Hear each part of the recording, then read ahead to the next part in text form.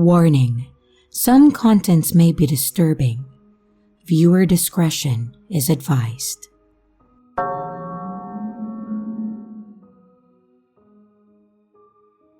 This happened over a decade ago when I was 12 years old. I live in a small town in Oklahoma, and in my neighborhood, the houses are fairly spread apart, separated by woods. It was a school day, so my grandma picked me up from school and then brought me home. This was the first year that I got dropped off at my house alone. Before this, I would just go to my grandma's house after school. I would get dropped off at around 3 p.m. and my parents would be home at around 4:30. Not that big of a deal. Today, for some reason, my dad wasn't going to be home until later, around 7, and my mom, a teacher, wouldn't be home until around 8 p.m. because she had parent-teacher conferences at school. This happened in early fall, so it wouldn't even be dark until like 8:30 p.m. I did what I usually did when I got home. I ran upstairs, got on my Xbox 360, and played Minecraft with my friends. Today, it was just me and my friend Seth. I was playing for about 2 hours when I heard a car door shut in my driveway. No one should have been here until like 7 p.m. My house is set up to where my upstairs has windows that look over my driveway. So, with my mic on and controller in hand, I went to the window to see who it was. Maybe my dad got home earlier than expected. I looked outside, and it was a red truck. No one I know drives a red truck. The person pulled into the middle of my driveway sideways, like he owned the place. And when I looked out the window, I saw a man with a hat, wearing a big camo hoodie and jeans. It was September, so no one should have been wearing a big hoodie and jeans in Oklahoma. By the time that I looked, he was already almost out of view, going up my walkway to my front door. I thought maybe it was one of my dad's friends, or someone my dad hired to do something. But he would usually tell me if someone was going to be coming over. Soon after, I hear a knock at the door, and then another. I go to my other window that has a better view of the walkway up to my front door, and I see the guy walking back down the walkway. I switch, and I go back to looking through the windows overlooking my driveway.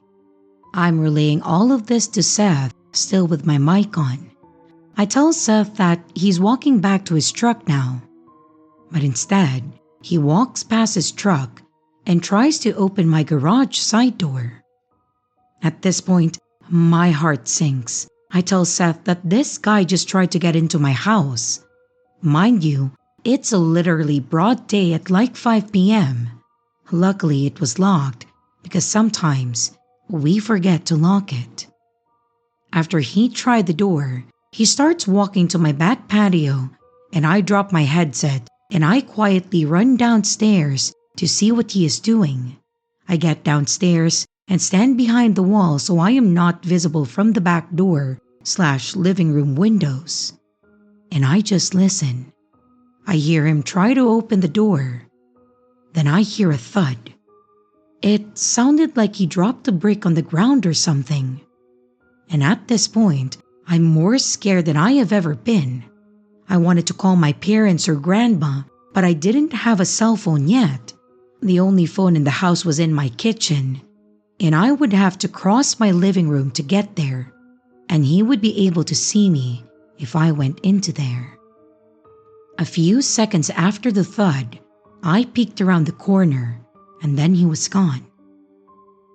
I ran back upstairs and put my headset back on, telling Seth that he just tried to open the back door as well. And as I'm telling him this, I hear a car door shut. This time, when I look out the window, he finally got in his truck. I look at the truck closer, and I notice The only thing that he has in his truck bed was a crowbar and a shovel. He sat in his truck for what felt like a few minutes, and during this time, Seth told me to get my iPod and take a picture of his license plate. He was parked to where I couldn't see it, and then he drove backwards out of my driveway and then down the road. A few minutes after he was confirmed gone, I went downstairs to see what the thought could have been. I get to the back door, and I see that the doormat was moved. Both big plant pots had been moved as well. He was looking for a key. Holy fuck. We have a hidden key back there too. The key to the back door was under one of the smaller plant pots on a ledge near the door, not the bigger ones that he had checked under. I went to the front porch, and all the pots looked like they had been moved too. I don't know what I would have done if he was able to find the key, or if he just broke in. After he left, I called my dad and I told him what happened. When my dad got home, he had a cop come over, and I told him what happened and gave him a description. And the guy never came back.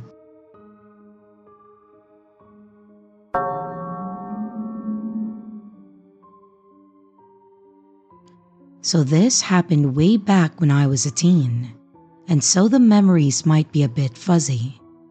Basically, my family used to own a dog. One night, I took the dog out to the backyard and I let him run around and stuff. I went back inside and I was going to let him back in soon. But then, my brother and I heard him barking a lot. He usually barks like crazy for no reason, so we were not worried about it much. A minute later or so, I went back out to bring him back in. Usually, my dog would not go in willingly. I would have to go outside and then yell his name. And as I was doing this, it was this time that my brother suddenly started screaming my name from his window. So essentially, he was screaming at me to come back inside. I did it without question. I had never heard him sound so worried before. I went to our room and I asked him what was wrong. Then he replied with something that chilled me to my bone.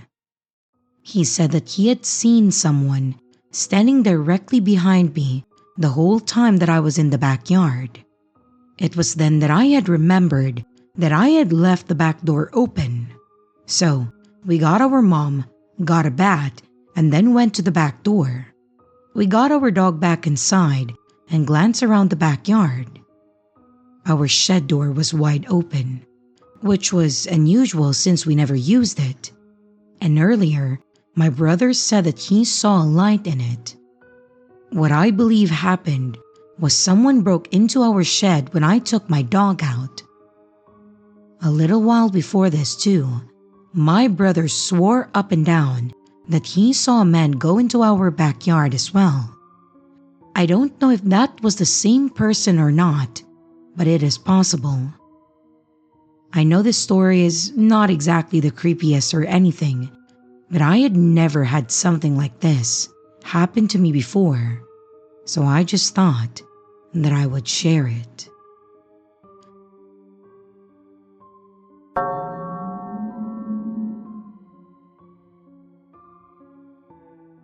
I've always thought of myself as a calm and rational person. I live in a quiet suburb where life is pretty routine. My nights used to be peaceful, filled with the soft hum of crickets and the occasional croak of a frog from a nearby pond. But a few weeks ago, something happened that changed how I look at those quiet nights. It started on a Friday evening. I had just settled down on the couch, ready to relax with a book after a long week. Outside, the stars were beginning to peek through the evening sky, and the air had that crisp, cool feel that comes with the early autumn.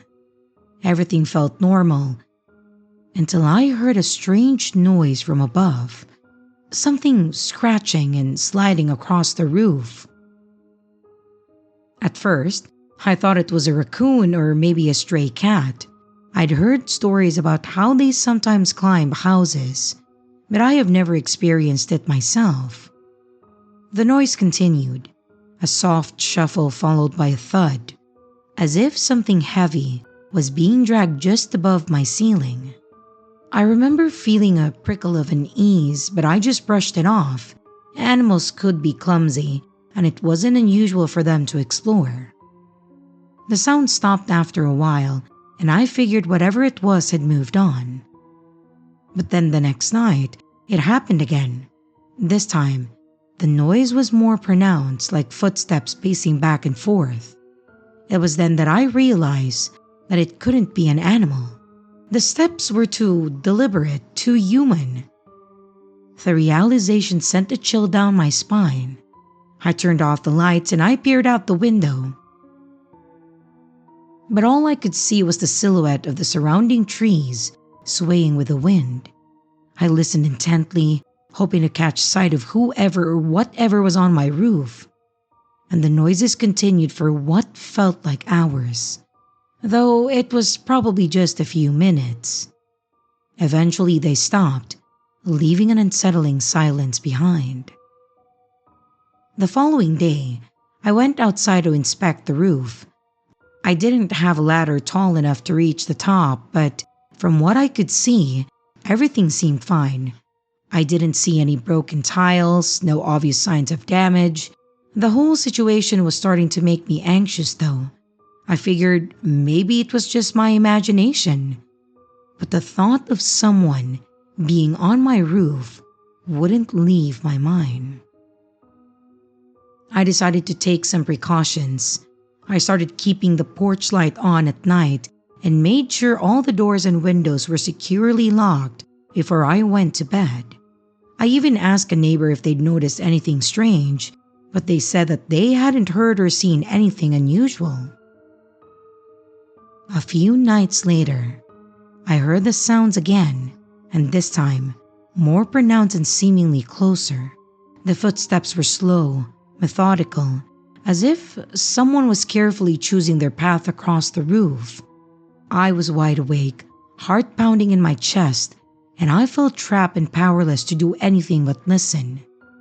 After that night, I couldn't shake the fear that someone was watching my house, trying to find a way in. I decided to install motion sensor lights around the perimeter, hoping to deter whoever was lurking around. I even considered installing a security camera, but that would take time and a bit of money to set up. The final straw came one particular windy night, and the noises started again, louder and more persistent. I sat there in the dark, every nerve on edge, when suddenly, a gust of wind sent a branch crashing against my window, startling me. I knew that I couldn't just sit there anymore, waiting for something bad to happen. So the next morning, I called a professional to inspect my roof properly. The news was a bit chilling. The inspector found evidence that someone had indeed been up there. There were marks consistent with footsteps, and there were a few loose tiles that looked like they had been recently disturbed. It was clear that someone had been on my roof, and probably more than once.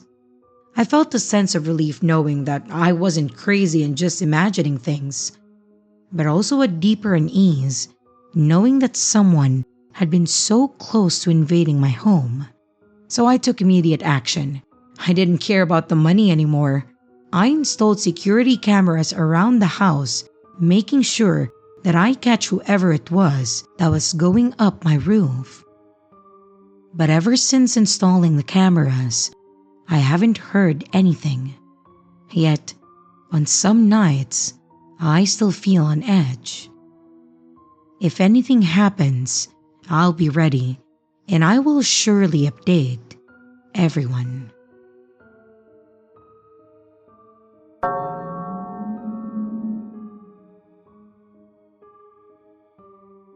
I would firstly like to state that I'm 17 now. I still live with my parents, obviously, and I live in a building in an area that crime doesn't typically occur. This incident happened 8 months ago, and I get terrified when I hear the slightest sound at night. For starters, I have a dog. To be precise, a Yorkshire Terrier.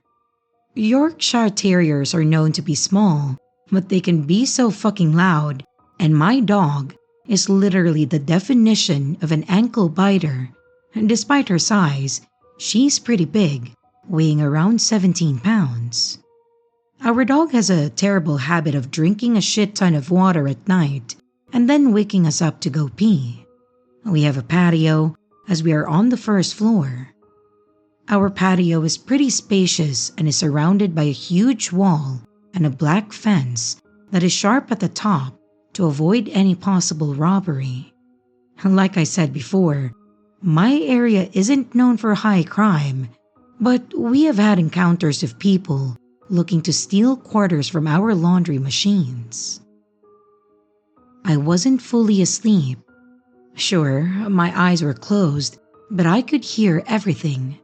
Since the apartment is small and has one bedroom, I don't have much of an option but to share a bedroom with my parents.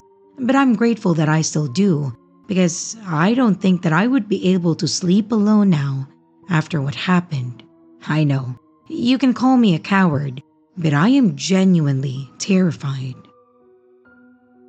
I hear my mom wake up, groggy and pissed off, because my dog started licking her. Usually, when my dog licks, it's because she needs to go outside to do her business. My mom stood up, opens our patio door, and then lets my dog outside. In that moment, my dog starts barking furiously and whimpering. My mom, being curious, goes down to check what the fuck is going on. And that's when I heard bloody screams from my mom, like the horror movie screams that you hear. I bolt up and my mom comes running inside our apartment, screaming for us to wake up and that there's someone in our patio. The moment that I heard that shit, my blood ran cold. I'm so thankful that my dad wasn't fully asleep either, and he got up and so did I. I followed after him.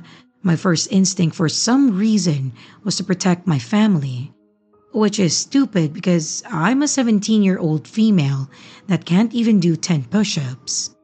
Anyways, I grab a knife from our kitchen, I go outside with my dad, and I step outside and I see this guy standing in our garden with garden scissors. My dad yells at him, "Get the fuck out or I'll call the police." The guy turns around, drops the scissors, and then starts begging my dad not to kill him. I'm not gonna lie, this guy seemed out of it, like he was high. The guy then gets up wobbly and jumps over the black sharp fence and doesn't leave, but instead paces back and forth, completely deranged. I don't know why, I'm still pissed at my parents for this, but they didn't call the police, and when I asked why, they just said that we'll explain later. My dog was still barking loudly at the guy, so my parents sent me and my dog to our bedroom and then locked us inside so we would be safe. I really contemplated on calling the police. I know, I should have. But hey, parents know what's best, right? And eventually, I knocked out and I gave up on waiting. The next morning, I woke up and I asked my mom what was wrong, and she said that the guy who broke in was apparently looking for his girlfriend who lived in our building but on the second floor. He was going to climb our balcony to get to her apartment.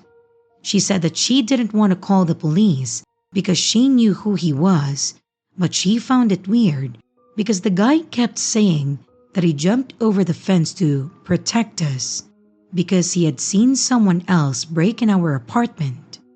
Trust me, when my mom told me, I literally made a what the fuck face. Since the man was high, I didn't question it though, because he was batshit crazy.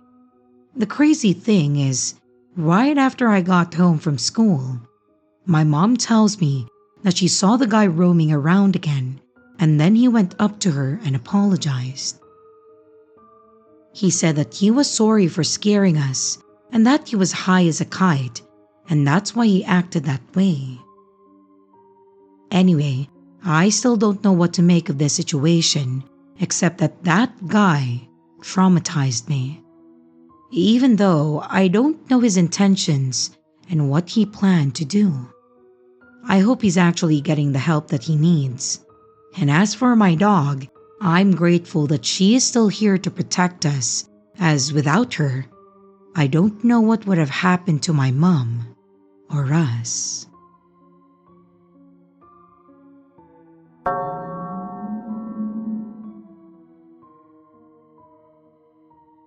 This is a short one, but a long time ago, when me and my little brother were kids, we were playing outside in the backyard when a not-so-smooth creep decided to make himself known. For context, our backyard faced an alleyway that lots of people walked and drove down as a shortcut when they were trying to get somewhere. The fence we had was chain link and fairly easy to climb if anyone ever wanted to. But we also had a dog that fiercely defended the property and barked like a maniac whenever anyone passed by. So we never had any intruders. But one day, when me and my younger brother were outside and playing catch, or possibly badminton, a man in an old truck or van passed through the alley. He slowed down a bit and seemed to be watching us for a few seconds. At first, we didn't think much of it, since everyone who drove through tended to slow down and drive carefully since it was a narrow space. But once he noticed that we were looking back at him, he hit the gas and then sped off. Uncomfortable by the situation, we just went inside and told our mom everything, and she suggested that we stay inside for the rest of the day. And to make things more scary, it was only after a few minutes inside that we heard a knock at the door, and when my mom peeked outside, we saw that it was the same guy from the alley on our porch. I can't really remember what he said or how he was trying to weasel his way in, but after we told our mom that that's the guy, she answered the door and told him to get lost and to never come back. He simply left, and we never saw him again after that. So, I'm not quite sure what his exact line of thinking was, but I know that story has become a bit of infamous in our family's collective memory.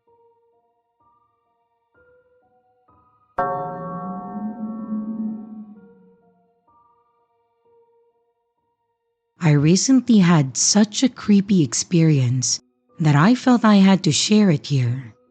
It happened a couple of weeks ago when I agreed to house sit for my cousin, Tiff.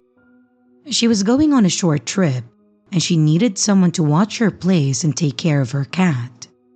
I'd house sat for her before, and it was always a nice little break from my usual routine. Tiff's house is in a quiet neighborhood with tidy little homes and well-kept lawns.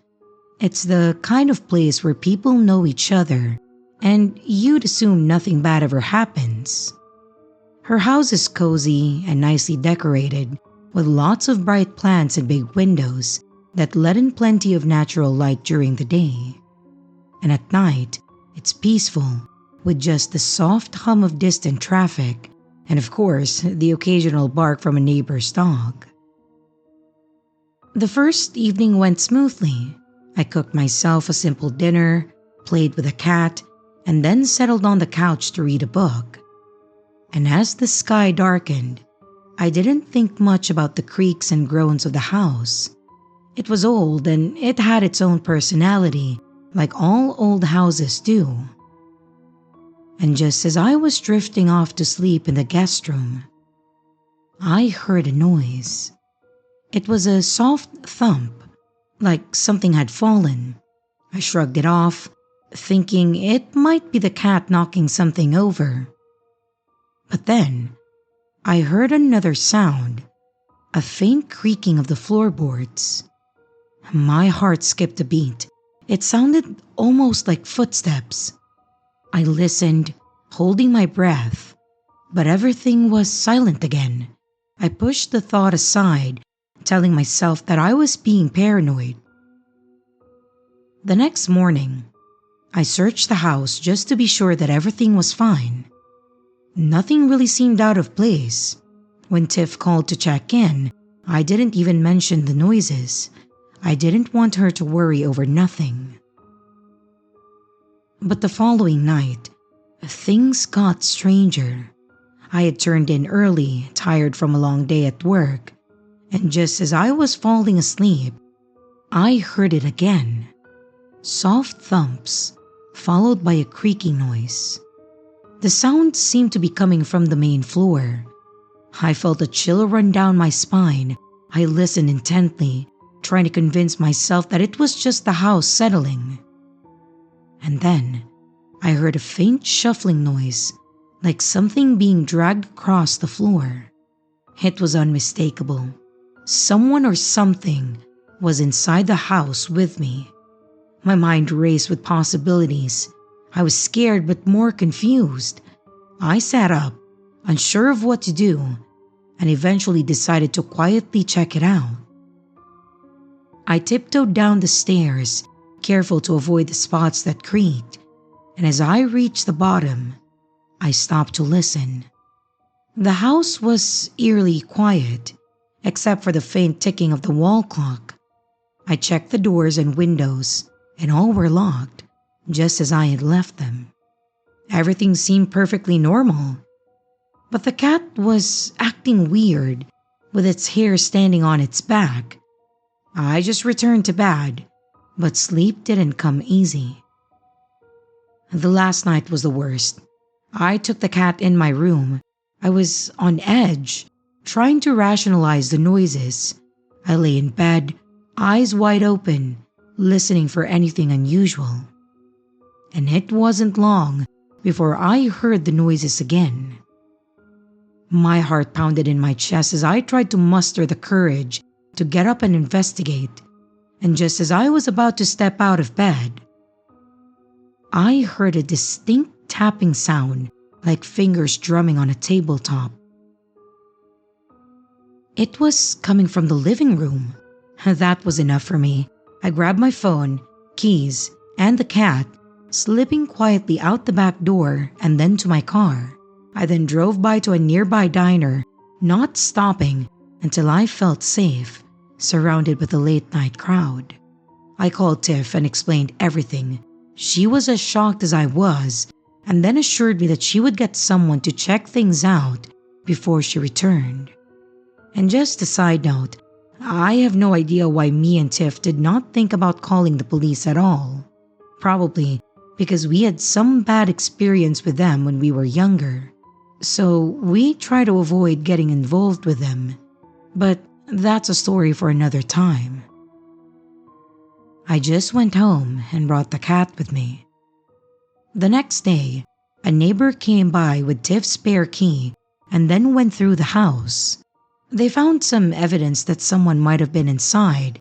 A basement window, partially obscured by vines, was slightly ajar. It was the only thing that seemed out of place, but it was enough to confirm my fears. Looking back, I'm grateful nothing worse happened. But this experience left me shaken. I've learned to trust my instincts more, and I'm much more cautious about my surroundings, especially when I'm alone. I make sure to check every door and window lock to make sure that it's secured now. It's scary to think how easily someone could have harmed me, even in a seemingly safe neighborhood.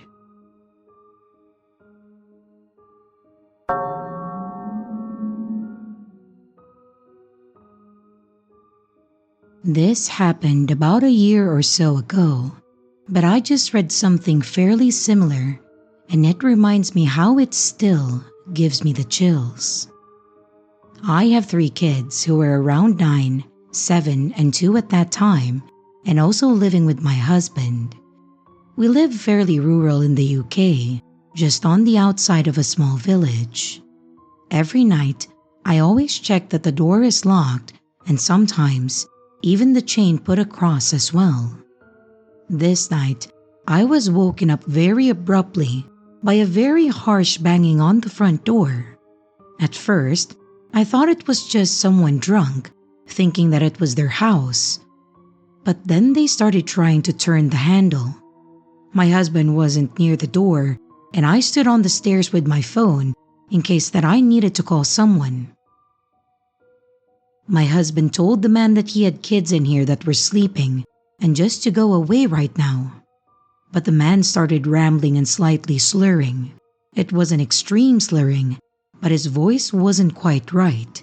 It seemed clear that he was either on something or mentally unwell. He kept asking for a certain woman's name, and my husband told him that there was no woman with that name here and just to go away now. The man kept saying that we were hiding her and that he was coming in. During this period, there was a lot of very strange sounds coming from behind the door. Thumping, scratching, and another sound that I couldn't quite place. My husband then told him that I had called the police. He did a few more frantic thumps and then left because we heard nothing else. And we heard nothing else like him attempting this with the neighbors either. For a few hours I waited in case he came back. I had a tennis racket that I would have used if I had to. Luckily, it didn't have to come to that. In the morning, as it was a weekend day, I decided to check outside, and honestly, I did feel a little ill. There was a massive dent in the door, which I thought surely a fist alone wouldn't have caused. Then, on the door and the panels near the door, were fingernail marks and blood. It wasn't a massive amount, but enough that it needed to be washed off. Between the door and where the bins were was a smashed ashtray, also with blood on it and lots of pieces. One of the outdoor plants had also been tipped out, so the plant and the soil were all over the floor. My best guess is that he tried to smash it with the ashtray and then cut himself, but that's merely a speculation. My blood ran cold how clearly aggressive this man was, and we have absolutely no reason to be targeted. We told our neighbors who were absolutely horrified, and they said that they thought that they heard something, but thought that it was a drunk.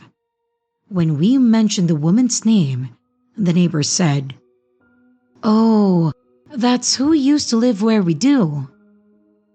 It was a few doors down, and she used to be into drugs and a few shady people, and the neighbor reckons that maybe it was one of her old drug-taking companions who was searching for her. Even now, there have been a few incidents in her house where police have been called, but I'm not sure what for. Now, we have a video doorbell and alarms fitted, so at least now, a button goes straight to the security system that if you don't answer, will send to the authorities. It didn't end in danger, but it so easily could have, and that's scary as hell. So seriously, that woman doesn't live here, and you absolutely insane door-knocking guy, please, let's not meet again.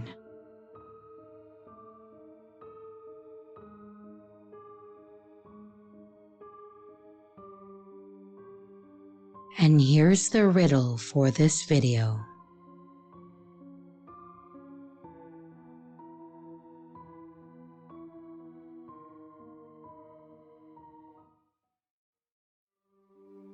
Hey everyone, this is your creepy sister. Thank you so much for watching the video. I do hope you enjoyed it. Also, don't forget to leave a like and a comment. It really helps the channel out.